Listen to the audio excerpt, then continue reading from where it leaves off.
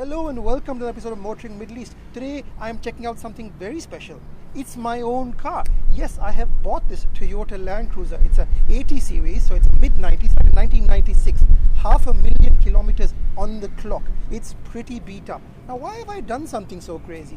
Well, the answer is very simple. I want to do a build. Just like all the other YouTubers, I want to make a car that's kind of special. But unlike them, it's not for the views. Really, I just wanted to make a car that could do everything I wanted to do without paying $1 million dirhams for it. And we're going to do it right here in the Middle East with local knowledge.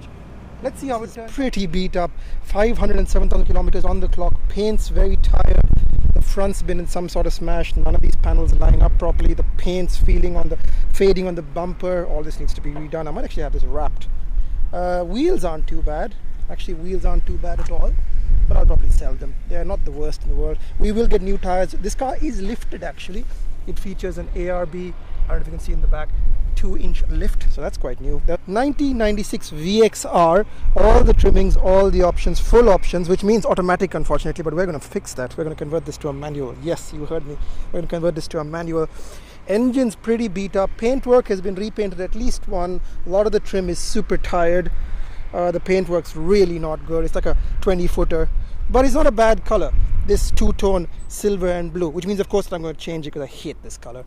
Really don't like blue. Wheels are in good nick, but they're going to go as well. Basically everything is just really tired. Look at this trim piece. Yeah, that's got to get fixed. Boy, when I get to the interior, things get really shabby. Unbelievably, it has a sunroof and actually still works. There's a bit of a knock underneath, and you can see the bumper is not straight. But yeah, it doesn't look too bad from outside, does it? But we are going to break it all up. Missing emblem. Not the last thing in the world. Yeah, it's not too bad. This is one of those rare cars with a tailgate mounted and a split tailgate. And this doesn't actually hold up, so that needs to go.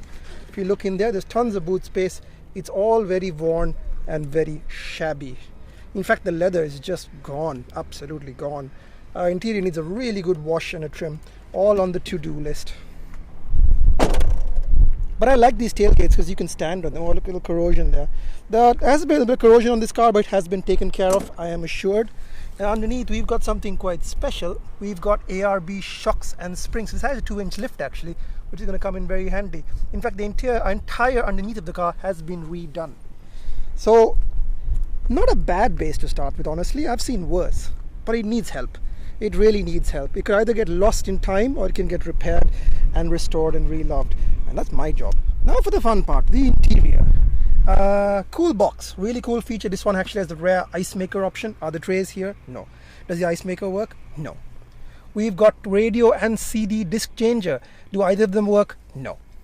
We have an automatic. That does work. We have an AC. It works, sort of. We just had it fixed. It's not good enough. It's missing the center differential lock that should come here. Normally comes the center diff lock, but it's not there. All the trim is pretty old, cracked and faded. The leather is pretty much gone. Try to get away from the wind. I don't know what this does here. It's really weird. I don't know what this does. There's fog lights that work, sort of. There's diff locks. This is why you buy this car, is these front and rear diff locks that actually allow you to have more traction off-road. Do they work? No, of course they don't work. The horn works. Gauges sort of work. Basically, it is a bit of a shambles, but it's so lovely and 90s. Oh, and the sunroof does work amazingly. Fuel gauge doesn't work properly. Window switches don't work properly. You can get where this is going. The back seat in decent shape. That works properly. ACs, we fixed the rear ACs, so they do work properly. So yeah, it is a bit of a mixed bag. Oh, I need to show you this. Oh boy. This speaker grill needs to go. We're going to put CarPlay into this thing. This is going to seem like one of those lost causes, doesn't it? And I think it is a lost cause. Oh, one more thing before I leave you on this horrific tour. Electric seats, do they work? No. No, they don't work. So what's my take on this car? It's an excellent platform for building stuff. I have no idea how it's going to turn out. It's going to consume a lot of money, but I do have a budget in mind. And hopefully it'll all get done. Off the bat, this engine is toast. It just doesn't have any compression. It runs hot, doesn't work properly, and it's not helping that the heat is so bad out here. So we're going to refix the engine, rebuild the engine. Then we're going to change it to a manual, which is nice. We're going to retrim the entire interior, put a modern sound system in there, fix all the little bits and wrong, and then I'm going to apply for bankruptcy. That is the plan. So stay tuned. God help us. Project Ugly Elsie begins here.